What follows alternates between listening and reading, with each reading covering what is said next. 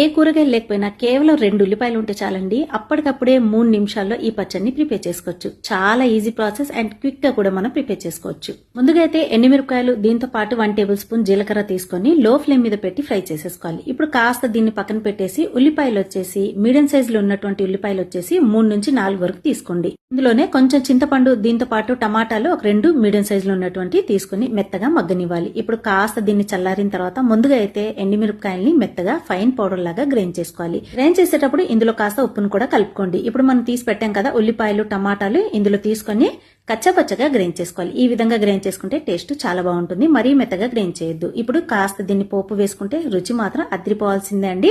ఈ పచ్చడి వచ్చేసి అన్నంలోనే కాకుండా చపాతీ పుల్కా దోశలో కూడా సూపర్ టేస్ట్ గా ఉంటుంది. చూసారు కదా చాలా క్విక్ గా అయిపోయింది కదా. మరి ఈసారి తప్పకుండా ట్రై చేయండి. మరి నా నైజం వంటలు యూట్యూబ్ ఛానల్ ని తప్పకుండా వాచ్ చేసి లైక్ చేయండి. Thanks for watching friends.